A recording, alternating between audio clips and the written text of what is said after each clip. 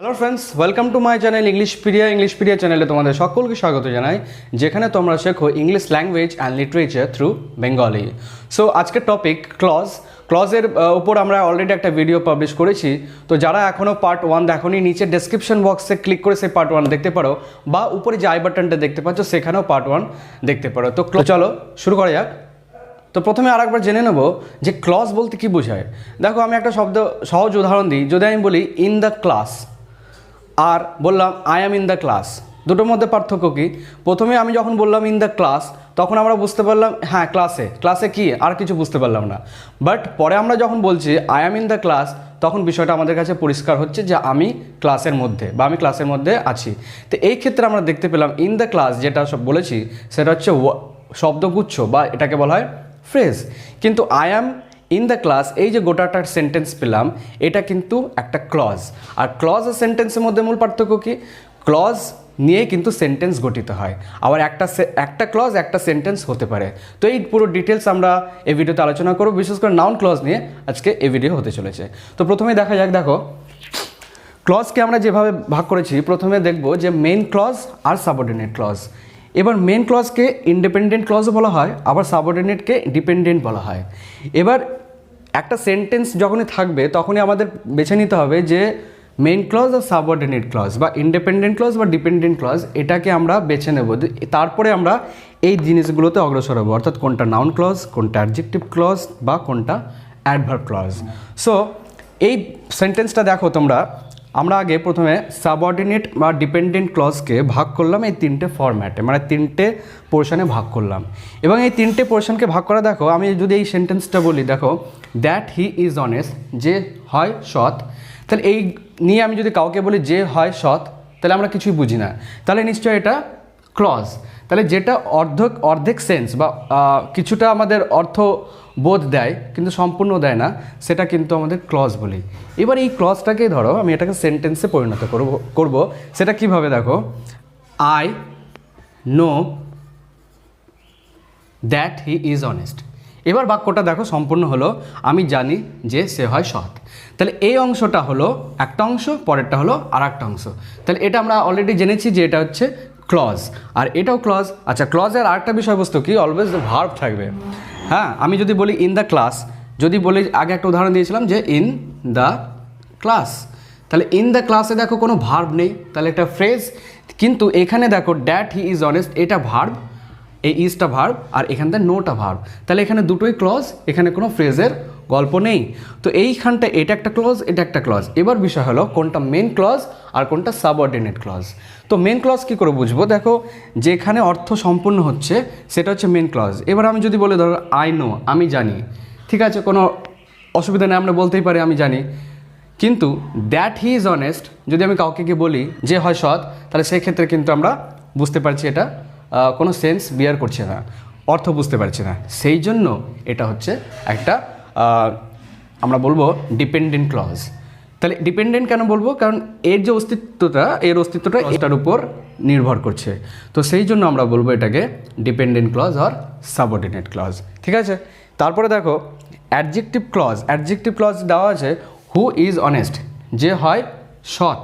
এখানে হু বলতে এখানে কে নয়, I know the man who is honest, ঠিক আছে।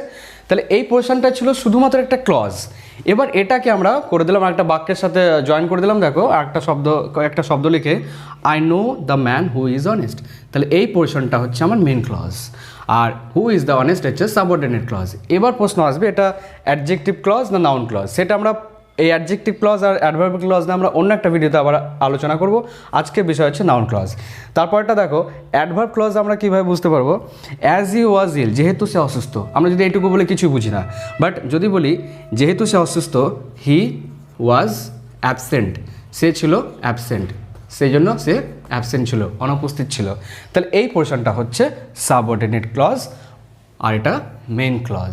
তো বিষয়টা এটা বোঝানোর একমাত্র উদ্দেশ্য ছিল প্রথমে আমাদের নাউন ক্লজ কি অ্যাডজেক্টিভ ক্লজ বা অ্যাডভার্ব ক্লজ এটা বের করার আগে প্রথমে আমাদেরকে মেইন ক্লজ আর সাবঅর্ডিনেট ক্লজ সেটা আমাদেরকে বের করে নিতে হবে। তো প্রত্যেকের ক্ষেত্রে দেখো এইটা হচ্ছে মেইন ক্লজ, তারপরেরটা এটা মেইন ক্লজ, আর এই অংশে এইটা মেন ক্লজ, তো এটা মেন, এইটা মেন আর এইটা মেন, আর বাকিগুলো সাবঅর্ডিনেট ক্লজ। এবার বিষয় হলো কিভাবে বুঝবো কোনটা নাউন ক্লজ, কোনটা অ্যাডজেক্টিভ ক্লজ আর কোনটা অ্যাডভার্ব ক্লজ। তো আজকের বিষয় হচ্ছে নাউন ক্লজ। তো নাউন ক্লজ কীভাবে, কত রকমের বা কীভাবে নাউন ক্লজ তৈরি করা যায় সেটা নিয়ে আমরা ডিটেলস স্টাডি করব। তো চলো দেখা যাক।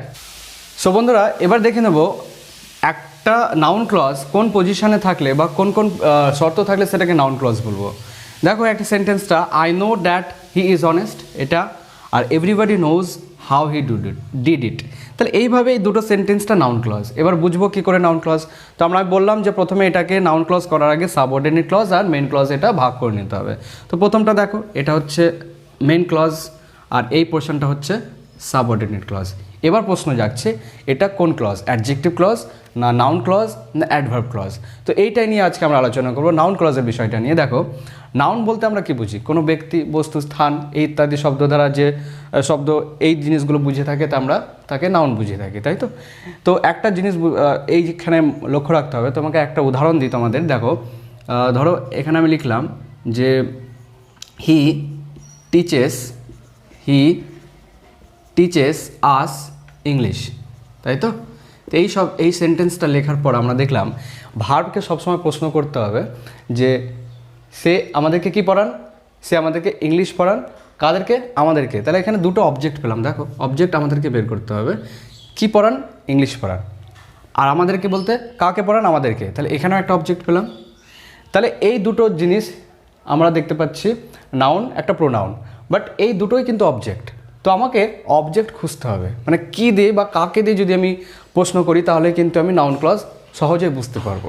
দেখো এই সেন্টেন্সটার মধ্যে আই নো, আমি জানি, প্রশ্ন জাগতে আমি কী জানি, যে কী দিয়ে যখনই প্রশ্ন করব, এবার আমরা জানি যে কী বলতে কোনো বস্তু বোঝাতে পারে, কোনো ব্যক্তি বোঝাতে পারে, কোনো বিষয় বোঝাতে পারে।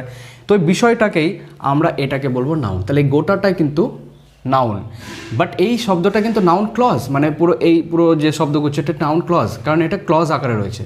যদি একটা শব্দ থাকতো তবে আমরা বলতাম সেটা নাউন, বাট যেহেতু এটা ক্লজ শব্দগুচ্ছ, তারপরে একটা ভার্ব রয়েছে, তো এটা ক্লজ যেহেতু আমরা কনফার্ম, বাট এটার ফলে একটা গোটাটাই একটা নাউন ক্লজ।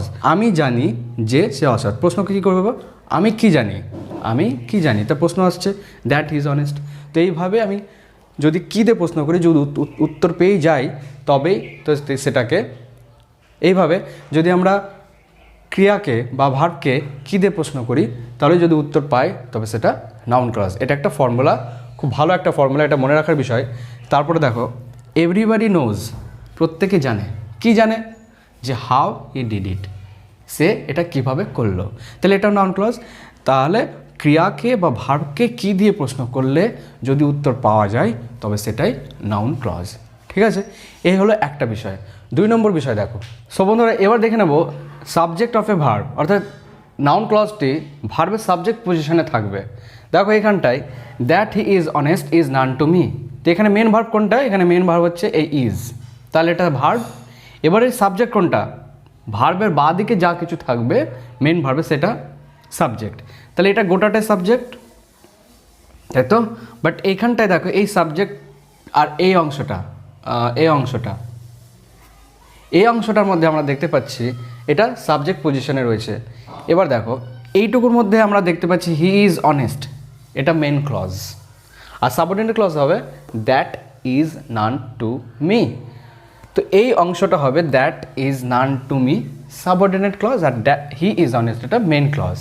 এবার বিষয় হলো এটা কোন ক্লজ, নাউন ক্লজ না অ্যাডজেক্টিভ ক্লজ না অ্যাডভার্ব ক্লজ। তো কীভাবে বুঝবো, দেখো প্রথমে আমি বলেছিলাম নাউন ক্লজ বোঝার একমাত্র টেকনিক যে ভার্বকে কী দিয়ে প্রশ্ন করো। তাহলে যে সে সৎ সেটা আমার কাছে জানা, তাহলে আমার কাছে কি জানা, উত্তর আসবে যে সে সৎ। তাহলে এই ক্লজটা এই অংশের মধ্যে প্রবেশ করে রয়েছে, আমার কাছে কি জানা, যে সে সৎ। তো এইভাবে আমরা বলতে পারি এটা নাউন ক্লজ। ঠিক আছে, তারপরে দেখো অবজেক্ট টু এ প্রিপোজিশন, একটা প্রিপোজিশনের অবজেক্ট হিসেবে কাজ করে। যেমন ধরো এটা একটা প্রিপোজিশন, তাহলে এই অংশটা আমাদের একটা পোর্শন, আর এই অংশটা আমাদের আর একটা ক্লজ। তো এই ক্ষেত্রে আমরা দেখতে পাচ্ছি হোয়াট আই সে, যেটা আমি বললাম। তাহলে আমি যদি কাউকে গিয়ে বলি যেটা আমি বললাম, প্রশ্ন আসতেই পারে কি, তাহলে নিশ্চয়ই এটা সাবঅর্ডিনেট ক্লজ। এবার এই সাবঅর্ডিনেট ক্লজটার নাম কি? নাউন ক্লজ না অ্যাডজেক্টিভ ক্লজ না অ্যাডভার্ব ক্লজ? কী করে বুঝবো আবার প্রশ্ন? শোনো, প্রশ্ন আসতে পারে কি শোনো? যেটা আমি বলি বা যেটা আমি বলছি সেটা শোনো। তাহলে সেই ক্ষেত্রে আমরা বুঝতে পারছি এটা হচ্ছে মেন ক্লজ। লিসেন টু আমরা বলতেই পারি, কোনো অসুবিধা নেই, কিন্তু হোয়াট আই সে এটা বলা যাচ্ছে না, তাহলে এটা সাবঅর্ডিনেট ক্লজ, এটা মেন ক্লজ। এবার এই সাবঅর্ডিনেট ক্লজটার নাম কি? আমরা বলেছিলাম সাবঅর্ডিনেট ক্লজকে 3 ভাগে ভাগ করা যায়, নাউন ক্লজ, অ্যাডজেক্টিভ ক্লজ আর অ্যাডভার্ব ক্লজ। তো এই সাবঅর্ডিনেট ক্লজটার নাম কি হবে? Noun clause. কীভাবে? কারণ আমরা বললাম যে কী দিয়ে প্রশ্ন করলে নাউন ক্লজ পাওয়া যাবে। তাহলে সেই ক্ষেত্রে আমরা দেখো লিসেন টু, কী শোনো? যেটা আমি বলি, ঠিক আছে। এবার দেখবো আর একটা পজিশন, সেক্ষেত্রে নাউন ক্লজ কীভাবে বলা যায়। তো তারপর দেখা যাক কমপ্লিমেন্ট অফ এ ভার্ব। ভার্বের কমপ্লিমেন্ট হিসেবে, কমপ্লিমেন্ট বলতে কী বোঝে? বাক্যকে একটা অর্থ প্রদান করে, সম্পূর্ণ কমপ্লিট করে, অর্থাৎ বাক্যকে সম্পূর্ণ অর্থ প্রদান করে।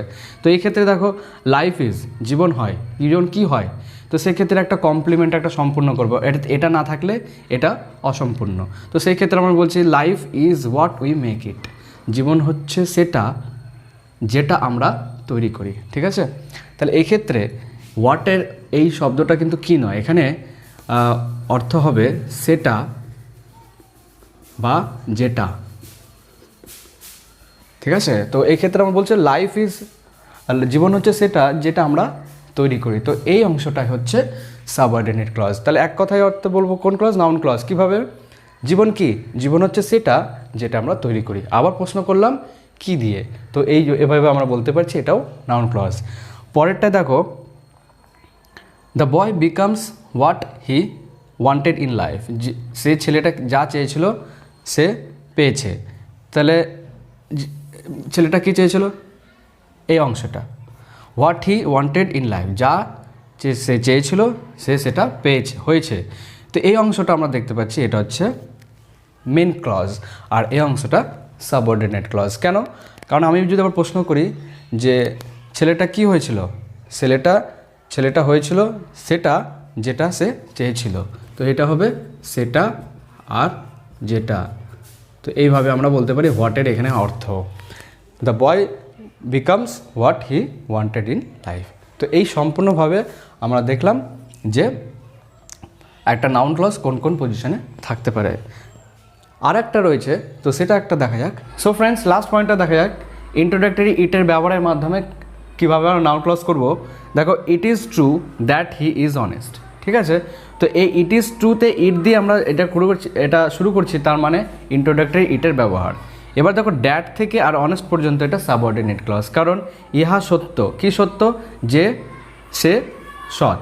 তো উত্তরটা পেয়ে গেলাম যে সে সৎ, এই জন্য এটাকে নাউন ক্লজ বলবো। আর এখান থেকে এইটুকু সাবঅর্ডিনেট ক্লজ। তো এইভাবে আমরা সম্পূর্ণ করলাম নাউন ক্লজের, কীভাবে আমরা নাউন ক্লজকে চিনতে পারবো, সহজেই করতে পারবো। সো ফ্রেন্ডস, ভিডিওটি এখানে শেষ করছি আজকের মতো।